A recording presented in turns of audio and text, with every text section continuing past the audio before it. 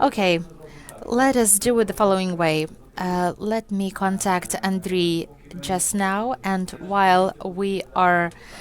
um, while we're waiting, I suggest a few questions. So at the moment, we have quite a certain number of investors of various scale in Ukraine who have been present before the war or during the war, or who are just entering the Ukrainian market, and they are choosing to invest in Ukraine despite the difficult time. And the first question will go out to everyone. What is the greatest challenge that you, as foreign investors or people who are creating teams in Ukraine, what is the challenge you're facing in Ukraine? What is something that, of course, apart except the war, this is all something that we're all facing? Who wants to start? Maxim. Thank you so much for having me, for the invitation.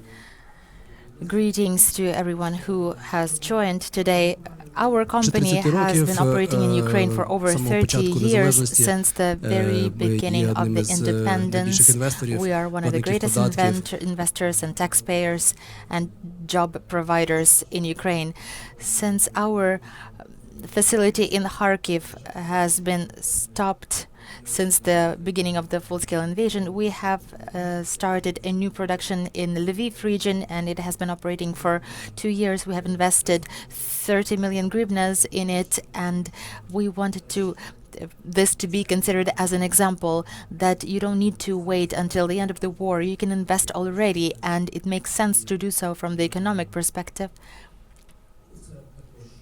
It is something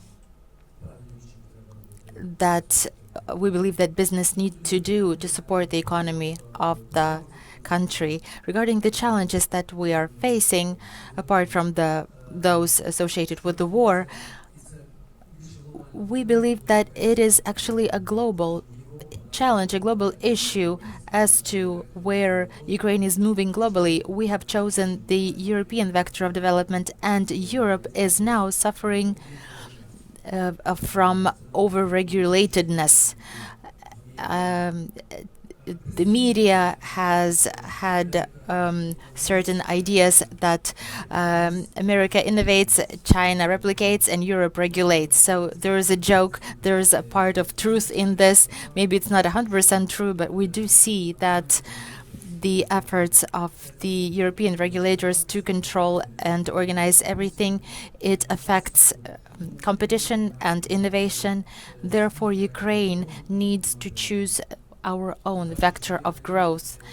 We see that there are countries that are demonstrating very efficient and positive development in terms of economy. If we take a look at the example of Italy, where there is really productive and fruitful cooperation between business and state at all levels, it gives a huge effect of economic multiplication and for the future of the country. I believe that for Ukraine, one of the issues that is ongoing is the fact that various processes are overly regulated and it's hindering business and investment. Okay, then I will dig deeper into what you have said, but let us now give the floor to others first. Let me say the opposite, actually. I believe that for us, as the economic platform and a new phenomenon for the world, not only for Ukraine, I believe that the main issue is the fact that there is not enough regulation, and this creates huge operational risks and a certain instability and for the business as well in terms of perspectives. We will speak about this in greater detail, but in general, there are more global practices in Europe, including where every country is free to choose their own approach to regulate certain spheres. Ukraine is now making up their mind, and it's rather painful. Talking about other challenges, let me say that during the 4th year of war, we have stopped perceiving it as a challenge in itself. It's just our regular reality, and it is the background to other challenges that we're facing. Because of over the 7 years in Ukraine, we have invested over 160 million euro into business in Ukraine, and we're willing to invest more. And this year, there will be, we have invested 25 million. But where do we get the guarantees? Where is this protection? It is now held by the investors' initiatives and the dedication of our team that is putting so much into persuading the investors that it is safe to work in Ukraine. So you think the more regulation would be relevant? Yes, I believe so. Okay, Thomas. Ja, майже Well, I have been working in the agriculture sector for 15 years now. Um, and the greatest challenge that we are now facing is, of course, the shortage of trained personnel. Um, we are facing problems with the conscription of our staff. We, as foreign investors, we did not have access to the program 579. It is resolved now, and we have invested a lot over the last 2 years. And if I add to the discussion that I've heard, let me also say that what I'm lacking at the moment in Ukraine is the strategy and vision. For example, in the agricultural and industrial sphere, it's quite a curious discussion because you're talking about regulation, but let me just call it standards. I believe that it is critical because Ukraine is now at a certain stage. Ukraine will need to protect the market from the European Union in a good way. And it is natural because the European Union will also protect their markets. And it is done via standards, and it's something that needs to be learned. But before that comes the vision and strategy in this field. Thank you. Thank you, Thomas. I think ANDRIY is able to join us now. ANDRIY, you are on. Oh, yes, I am. Okay, we have started talking about the first question, and you, as a person who is the initiator of this discussion, who is the author, we wanted to hear a few words from you, and then we will continue talking about the challenges faced by foreign investors. Greetings, everyone. I would like to mention the following, to begin by saying that it's crucial to have foreign companies visit the Ukrainian Economic Forum, which will enable them to see our business not as we see it from the inside, because we tend to be very Ukraine-centric, but they can see us as part of the global economy, and they can really see and advise on the advantages and the shortfallings, and compare it to the global and foreign practices, and can give us recommendations on how to be more effective in terms of capital attraction and so on. We believe that after the war, many companies will come to Ukraine, and they will reach out to the companies that are already working in Ukraine with engagement on foreign investment, and they will ask about their experience. Therefore, it's very important to us to listen to what they have to say, to listen to their feedback and recommendations, because nothing will happen with the help of a fairy. We need to put in the effort, and we need to try and prove that we are a good quality market. We have the proper conditions and the regulatory framework for export and many other areas of operations. Thomas Bloomer, let me just congratulate you on the wonderful Ukrainian. Thank you so much for joining us. I have a question for Thomas personally, but I'll save it until later. That's great. Thank you, ANDRIY. Let's keep moving forward. Mr. Adam, some things about your problems. Can you feel them? I think that you are only beginning to make your investments. For your Ukrainian. I understand Ukrainian, but I cannot till now switch to Ukrainian to speak, but I hope maybe next year it will come, so congratulations for you. And unfortunately, they didn't allow us to speak Polish, so... Yeah, okay. Maybe in future as well in this case. So from my perspective, problems, I don't want to talk about the problems, and we discussed yesterday a little bit. We had a small chat as a panelist. Let's talk about the opportunities than the problems. From my perspective, we as a Unimod energy company, we are investing in several countries, and this is not because I'm here, but because I really believe there is no any other country in Europe which can compete with Ukraine with the growth potential. Even that you are in the war situation starting from 22. I don't know any other country with population 35, 40 million people, or even someone will say it's 30 million. Such big country with such big potential to grow, to be honest. Because now for the foreigner investors, it's not so easy to find the place to invest money. Where to invest money in the situation that the globalization almost is on the edge to collapse. Let's be open. So first, this is the country of opportunity, I have to say, and really congratulations to all of you what you achieve in this very, very difficult time from this perspective. One point definitely, as you ask about the problems, but I not consider this as a problem. What I can agree here is a strategy. This is very, very important. I still believe that maybe there is some small excuse that, okay, how we can set up the strategy for Ukraine if the war is still going in this case. Maybe it's too early. No, it's not too early. I believe that there is right time to set up the strategy for the sectors to understand what is the real future for the Ukraine. You like to join the Europe, which is, we are extremely proud and very happy. But as a Poland, we know that there is an advantage to be in the European Union, a lot of advantage, 99%. But the discussion we have here as well about the regulation, we know that the regulation in Europe is a huge problem. So you have the possibility not to, I can say, replicate the same mistakes which some countries did in the past. So strategy, mid-term, long-term. And I would say, we know this, and this is unfortunately true, we have to face that. The country like China, we don't like what they are doing with the raw minerals and the business strategy.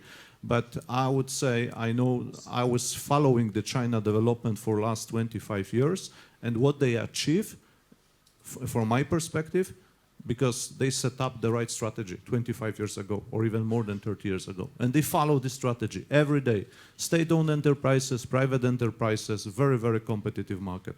Last sentence, Ukraine is one of the most competitive market worldwide. One of the most competitive markets. If someone can survive on this market here, these companies have, the local companies, huge potential to expand abroad. I think this is very, very important to use this opportunity. Very competitive market, and if you can survive here, you can survive everywhere and you can be success everywhere. So again, this is fantastic country to invest, a lot of opportunities, potential for the growth. Problems, everywhere are some problems. This is not unique. In every country we can count in Austria, Germany, Poland, United States, China, everywhere is a problem. So be positive. I really ask you to be positive and be proud what you achieve. Super, дякую. Super, thank you. I'm eager to ask another question. If we have such huge competition here, so why have you opted for Ukraine? But perhaps we will revert to this discussion at a later point. Topi, please. Так, всім доброго дня. My name is Topi. I'm a family business owner of company Peikko.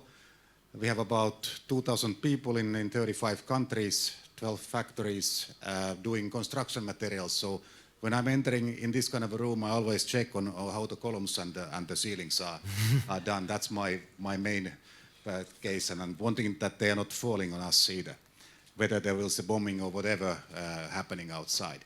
I would say that I just want to get, first of all, a short note about this regulation. I think regulation is, for my company, EU regulation has been, for my company, a way how I have been able to get out of Finland in the last 20 years to be European player. And I think this is the EU membership is going to be a good access for Ukrainian companies to have one set of norms and standards. So it's a big opportunity for Ukrainian companies.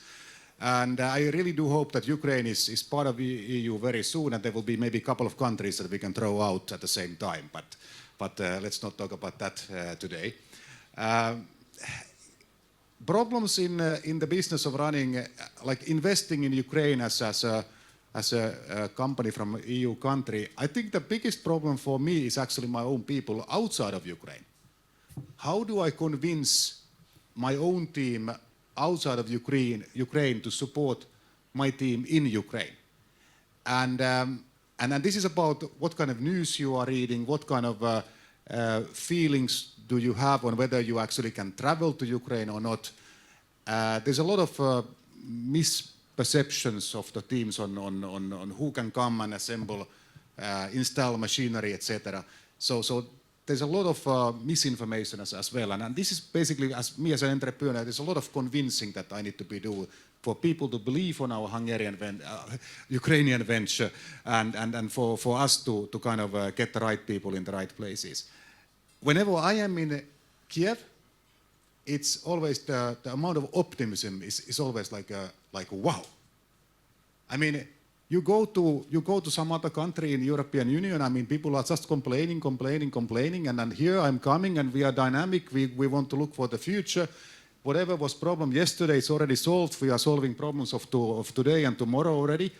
I mean, this is a country where you are doing things and you need to be proud about that. And I hope that this drive is continuing. So I'm actually energized every time I'm visiting Kiev.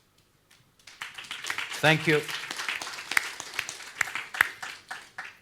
Дуже приємно чути такі слова. It's a great pleasure to hear such feedback. I would like us to take it higher to the global level. Maxim, you're probably present in most countries of the world, maybe even in all of the countries in the world. What are some of the global hardships that tobacco industry is facing world over? Because I get to travel to different countries, and I'm interested, and I'm wondering whether the market is dropping, growing, is it stable? What does it look like? What are the challenges the tobacco business is facing globally? Maybe they're the same as in Ukraine. Yes, it's an interesting question, because whatever is happening globally in tobacco industry is probably the greatest industrial revolution over the last 100 years in this field. Because at present, scientific research, technologies have enabled us to create products that people immediately begin to switch to, from cigarettes to different tobacco products. So vape industry is booming, different kinds of nicotine pads, you know. This industry of tobacco is quite drastically different from 50 years ago, because 50 years ago those were just ciggies. However, nowadays this industry is moving swiftly, and all of these alternative products, the people are choosing them because they are better than cigarettes for many reasons. And one of the core problems at stake is that in many countries the regulator, the government, lags behind all of these trends, and whatever they endeavor to do, they just want to stop or block this process, this revolution which is taking place. And in fact, in many countries, this dialogue is ongoing, because many things concerning health, they are usually promoted under WHO auspices, and they are also of great significance. So this is all from me in a nutshell. Thank you. All right, ANDRIY, I can see that you're getting bored. Come on, get engaged. Maybe you will have something to ask about. I do have a question. about entrepreneurial culture, about how Ukraine is viewed and seen by international owners. Because there was a very interesting case. Thomas Gruner, I know, came to Ukraine as a top manager for Henkel company, being responsible for the development of brands. And after a couple of years, he turned into a private entrepreneur who has set up very effective and technological business, and he keeps developing that. So my question is to Thomas. Thomas, can you kindly tell us, is this your personal story only? Or is there something special about Ukraine, some fluid, some DNA that transform managers into entrepreneurs and private businessmen? Has this contributed to your transformation? Because I know it's very difficult. When you have everything is very well enshrined in the rules. You work for a large-size corporation, and as opposed to that, you go for innovation risks where everything is uncertain, setting up a business from scratch, trying to crash through this rock, trying to grow pork with or without antibiotics. This can be also anti-market. So your experience of a businessman, the way that you see it via the lens of your business, the culture of entrepreneurship in Ukraine. Thank you. Is this the air in Ukraine? Is the air in Austria different? Yes, it's somewhat different, just to make it honest. Probably this is the virus of entrepreneurial activity. Yeah, indeed it is. I would like to highlight and say I'm a big fan of Ukraine, because there's a really special energy for entrepreneurial activity here. And this is to do with the fact that the country, the government, the state was weakened, but the Ukrainians cannot sit on their hands. They're full of energy, they're self-organized. At first it was demanding to leave this international company where everything is well structured and instead become a businessman. But if you get to see the way everyone does it, that in Ukraine there are lots of opportunities. So being an entrepreneur is also a big high, because you can try out something today, it's not working out, you grow tired, and you opt for something different, and thus you keep moving and on and fast. And I would probably say that for every entrepreneur or someone who's an entrepreneur in their heart, Ukraine is a fantastic country. And just because this market has become more mature, more standardized, I think it will be easier for Europeans too, because you must keep it in mind that, let me put it this way, some 10 years ago, English as the language was not so widespread as it is now. So now keeping in touch in Ukraine with people, organizing things, is much easier than some years ago. Another thing to add, another comment to make, pertinent to the image of Ukraine abroad. Probably it's about the fact that abroad Ukraine is not very well known. They only know about the bravery of Ukrainians, about the war ongoing here, but they don't know about the fantastical energy present here. So we need to organize more projects.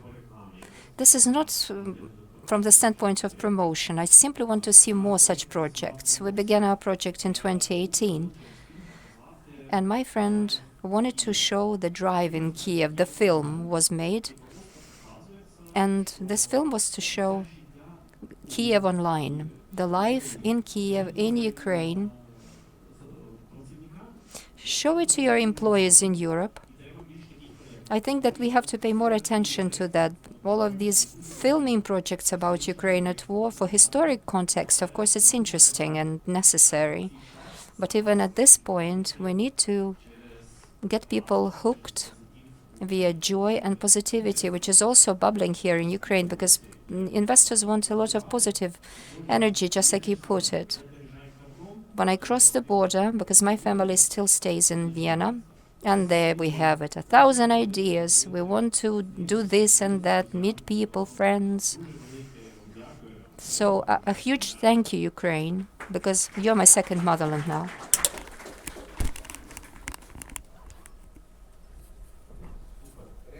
Awesome. By the way, Thomas and I are the members of Dnipro Business Club in Spira that has joined the progressive thinking entrepreneurs that during the war initiate great things and support each other and promote the culture of entrepreneurship, business, and ethics and inspire each other. Therefore, we stand together and we don't only do business. This is great. Thank you for your response, for Thomas also for the kind words. Let us go back to the aspect of regulation, because I was confident that 100% of entrepreneurs hate regulations, and Marina surprised me. May I ask you a question now? As far as I understand, there are certain countries where the changes have come into force regarding the self-employed population, where there may be some damage to systems like yours. Is this so? Or what can you say about this? Well, over the recent years, the issue of regulation is very relevant and it's widely discussed in every country of Europe, because regulation in Europe is done, decision is made on by every country specifically what to do with business, because it's something that goes beyond the tax system, and also it concerns the job relations and so on. The platform businesses, they are grounded on the idea that it is a flexible economy sector, so to say. So every desire to pack this into an old school corporate model, similar to how other businesses operate regarding the re-employment relations and so on, or taxation, or accountability, it kills this kind of industry. We have seen negative examples. For example, in Spain, we have our head company, and in Italy, similar. The employment relations work differently, and so does business, and it is not our best time that we're living now. But there are also positive examples, for example, in Estonia, and it is the Estonian model that we're offering for Ukraine. We have started this work 6 years ago in profile committees, in specialized committees, because at the moment there are no mechanism that could regulate and standardize self-employed people in this market. They are now in the gray area, and no one understands whether they do pay taxes or no in this country and how this is done. And in general, we're not talking only about us as and other platform businesses, but it also refers to the marketplaces and taxi businesses. So according to our estimates, 7 billion hryvnia is the potential profit to the budget of the state. Talking about us as one of the key players of platform economy in Ukraine, at the moment we are a huge taxpayer. As of 2024, we account for 0.4% of GDP, which is a lot for Ukraine, keeping in mind the fragmented nature of businesses. And it is recently that a research was issued by DLOUA. Glovo is in the chart of top 100 of taxpayers. Now we are number 77, and we know that being included into this chart is very responsible for us, and we are truly contributing to the creation of new economy in Ukraine. As I was preparing for this panel, I thought that my message would be more harsh, but yesterday there was a meeting of the specialized committee of the Ukrainian parliament where it was endorsed, this bill on self-employed people was endorsed, and the interests of various parties to this were taken into account, and it is the first step to adequate regulation and filling the budget, and also to more predictable business in Ukraine. We're looking forward to the second reading and the refinement. And I remember that during the previous panel touched upon an analogy of a Zaporozhets or Zhiguli, like an old car. And in this first idea of the bill, there was an idea to have this registration of such people unbearably difficult. You need to go onto create an account and fill lots of paperwork, and you wait, and then you'll get the certain status. But we are the proponents of digitalization. We're actively cooperating with the Ministry of Digital Development because this can all be done much simpler. We want to help the state to take the right decisions, and we truly hope that this political will be there, because we're talking about the filling the budget of the state and also the stability for us for long-term investments. Thank you so much, Mr. Adam. I have a question for you concerning the regulation and monopoly for the fuel and energy market. What do you say? Are we a more monopolized country? Are we more monopolized in this kind of market, or less than Poland, for example, or other European countries? Because we all living in Ukraine, we do remember that gas used to be provided by the state and energy provided by huge companies, and now it looks like we are moving towards decentralization. Is something that you can also confirm as an investor looking at the market, and how is it built in Poland?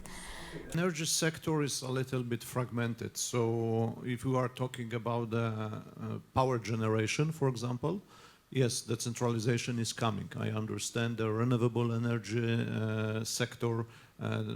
This is a huge opportunity for the small, medium-sized enterprises, private investors, foreign investors to participate. Gas market is a little bit more difficult because we know that in many countries worldwide, the transmission system usually this is the state-owned enterprises, because this is a strategic sector. Upstream business, I understand that the Ukraine in the past there were a lot of success stories from the private sectors, private investments in the upstream business. What I heard now is that maybe it's not fully true, but the kind of rumors or I can say feeling from the sector that unfortunately, I have to say unfortunately, we see that Ukraine is a little bit following the trend which we can see now in Europe, where based on the, I would say, slogan of energy security, and I say this is a slogan sometimes, which is used in many countries to shift from the free market, from the free competition, to the state-owned enterprises, to support the state-owned enterprises. So it's very easy to say, no, this sector is strategic sector, is a state energy security, and then state-owned enterprises should play very, very important roles. I would not say that this is a strong trend in Ukraine, but in some fragmented sectors, like, for example, gas station, I have to say, where we are active. I can tell the story from 2020, when the war started on 24th of February. I think it's not secret. The strategic reserves of the fuels in Ukraine, it was only for 3 or maybe 4 days. There were no fuel here in the country, I can say. So there were huge need of the supply of the fuel from Poland, from Hungary, from Slovakia, from Romania, and the only way it was possible, it was possible, and it was success story because of almost 700 private-owned enterprises from Ukraine start to import fuel immediately from the Western Europe, yeah, they act immediately. I remember they come to Poland, to Warsaw, day after on the 25th, 26th. They come with the trucks, with the rail cars, every possible way of the transport. And then step by step, state-owned enterprises started to do the same. But for them, it takes 2 or 3 months, I can say, to act on this way. So I believe, but we have the same tendency a little bit in Europe now as well. It is not secret, and it's not only Poland where we have, for example, very strong position of Orlen, which is trying, I would not say monopolizing, but dominate some markets. But the same story is in France. Yeah? It's never happened in the past that 2 years ago, the president of France was asking fully, I can say, not fully private, but this stock-listed company, public company like the Total, yeah, the biggest energy company, they were asking Total to keep the prices on the gas station below €2. This is not secret. It was the public statement, I can say, before the elections. The same story is a little bit in the United States even. We see that sometimes what President Trump is doing, he's stepping into the private sector, and the U.S. government is buying now the shares in the private companies as well. So this is a global trend in this case. So in Ukraine, what I want to say as well, your dynamics, I can say, flexibility, and the success story of this country is based on the small, medium, and big enterprises, private enterprises. So don't lose this advantage, because state-owned enterprises are very nice. They are very good in some sectors, but we know that they are slower than private sectors. So try to keep the balance between both of them, because my feeling a little bit is there is a little bit shift towards state-owned enterprises. Yeah, monopoly and state-owned is, my point of view, is killing the quality and killing the innovations. Окей, Андрію, ти маєш запитання? Включайся, будь ласка. Andriy, there is a question for you. Can you please join us? All right, you have two questions, right? The questions from me are the following. The first one is for Marina. Could you please share human capital, human resource is critical for you. If there is lack of personnel, lack of people in that are able to work, what will be your approaches to resolve this lack of personnel? Will you turn to the migrants, or what other solutions? And also another question is for Topi, but that's coming. Okay, this is quite a theoretical question, but of course we are preparing for various scenarios when and how the war can finish. But something that we keep open is the opportunities for flexibility. There are certain tendencies and trends that we, as a human-dependent company, we are very responsive to these trends, because we have multi-million consumers and 12,000 of partners that cooperate with us, and 200,000 people involved in our work. So any tendencies, any shift of thought in terms of mobilization and people leaving the country, we of course feel that, and we sense that it becomes much harder, and also it makes our business difficult. At the moment, our business includes 250 people, and I started this business in many countries of Europe, and 80% of people have dealt directly with me. And for us, I would say that there can be no company, no outsourcing company that can really bring us fully qualified fully qualified staff. It is us that train them, because it's difficult from the operational perspective, and it's multi-layer.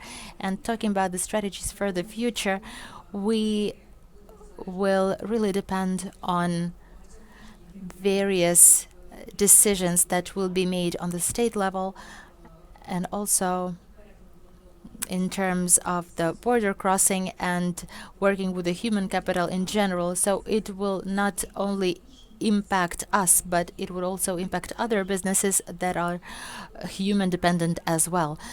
Therefore, this challenge is something that we will have to face for decades. What will we do? Well, we will see what we have and what we work with, because there are various options of various scenarios. But of course, we want those to be Ukrainian workers.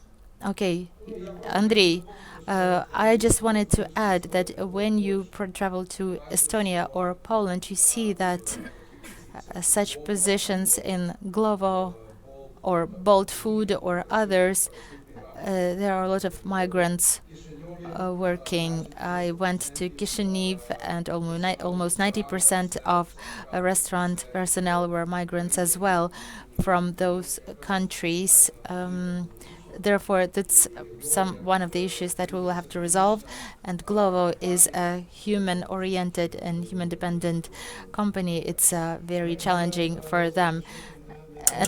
If you don't mind, I have a brief question to ask Topi Panen.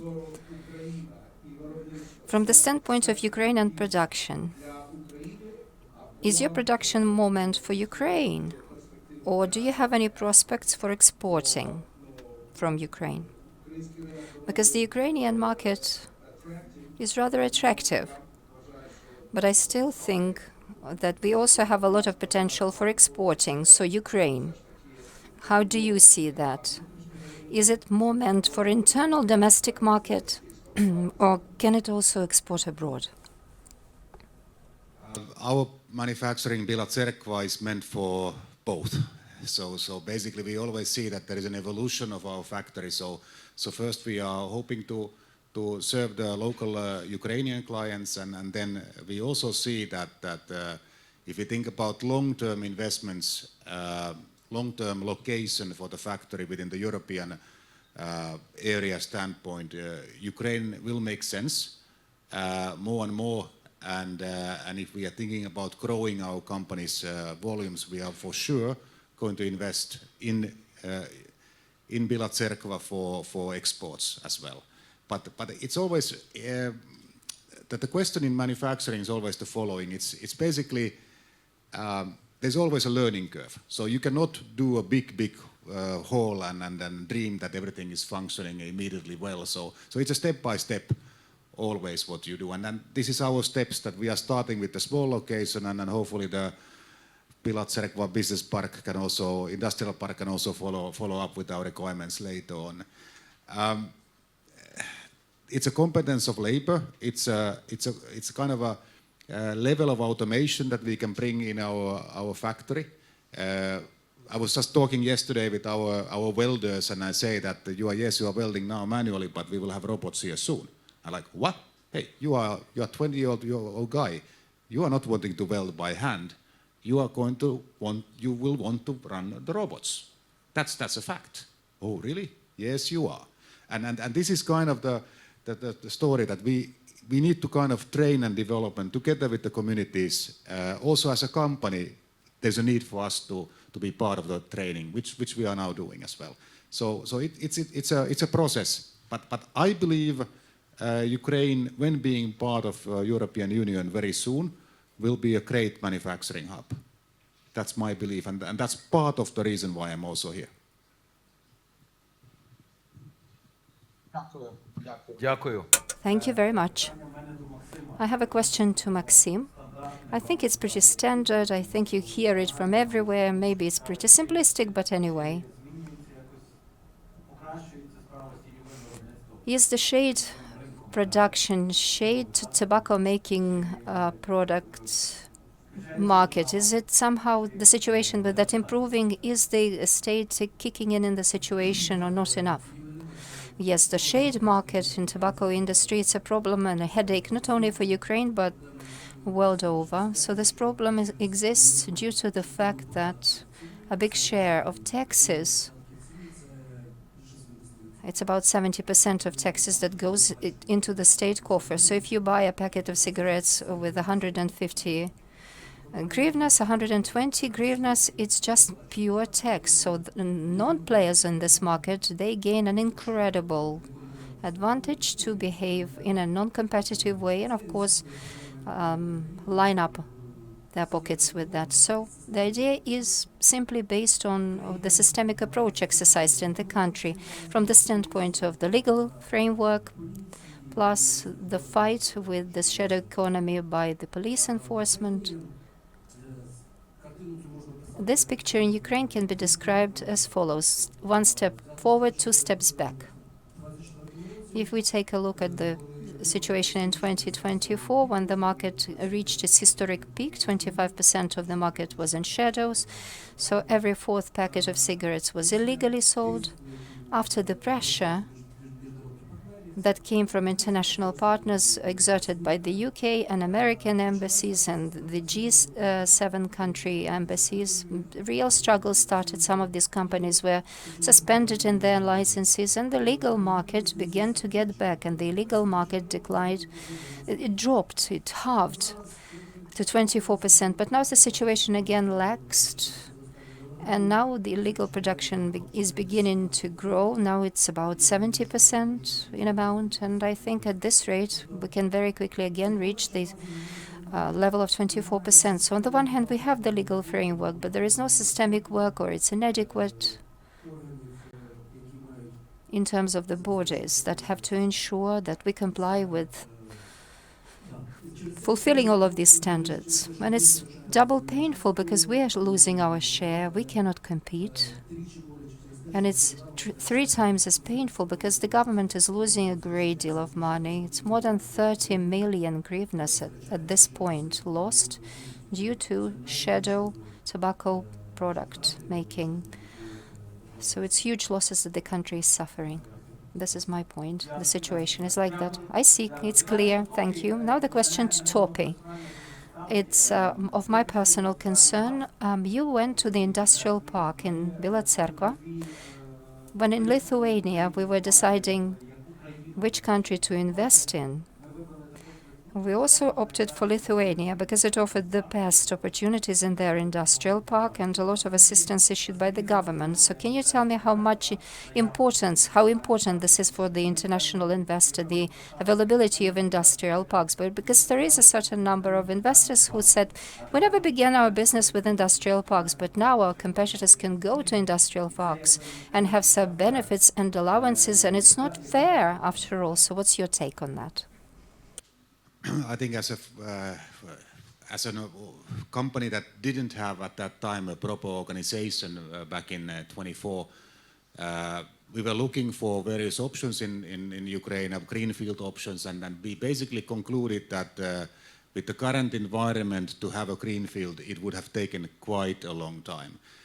We ended up in looking for 3 business parks or industrial parks around Ukraine, and then we selected the Biosphere one. But for us, it was about the speed. It was about not having the organization who is able to deal with approvals, environmental permits, building permits, etc. And it was also very handy because the industrial park was able to custom build something that was suitable for our needs. So there was a customer attitude, customer service attitude from this location. And I think this is, in my mind, very important for the development for Ukraine, that there will be a number of these kind of business industrial parks arising, because they will ease up the foreign direct investment decisions greatly. And then, of course, from the non-Ukrainian point of view, we of course are worried about whether there is any black money on the building permits or permitting side.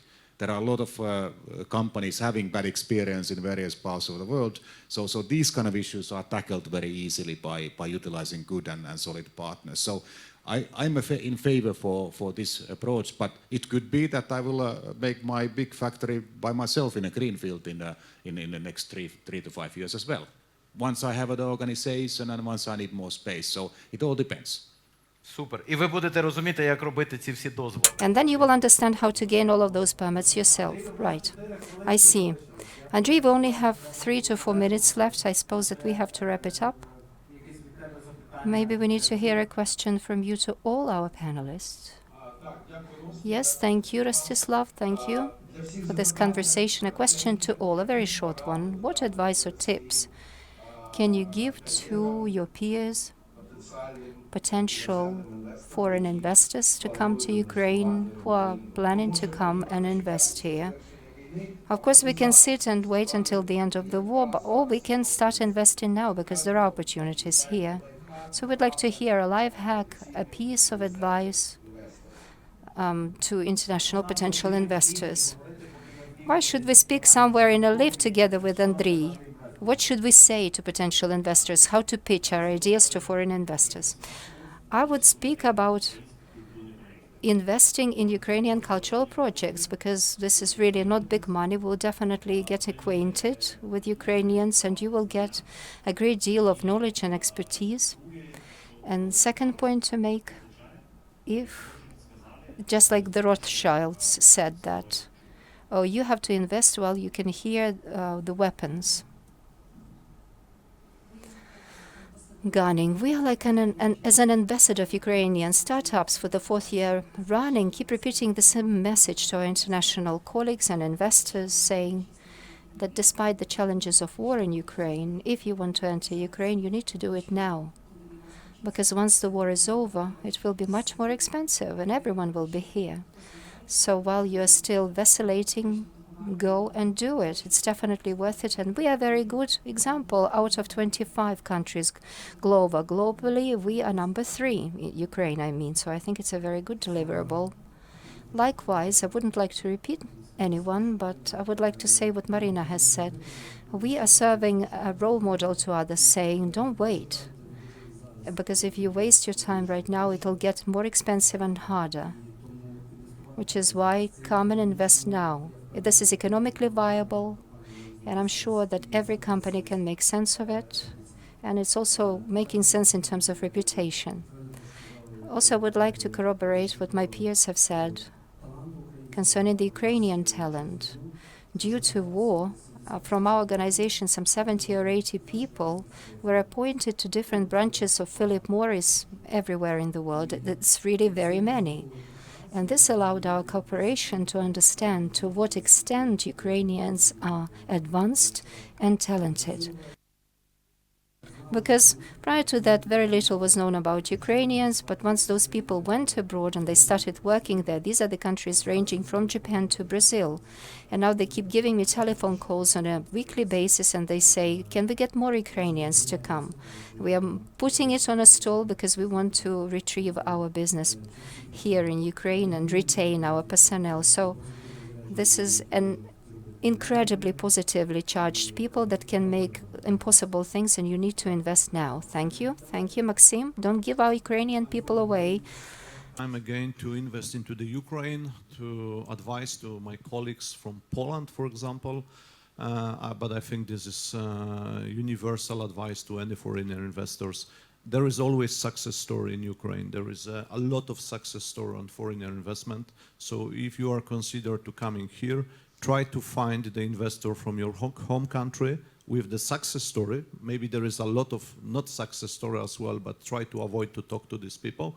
Talk to the people which have the positive altitude and had the positive experience here in this country. Ask hundreds of questions, how they achieved that, how they did that, why the story became the success, and follow the path. And then I believe is a huge chance for the success.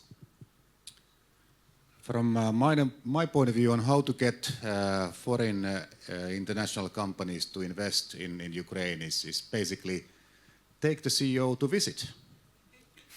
I mean, and if he's saying that, then you say that you are afraid, really?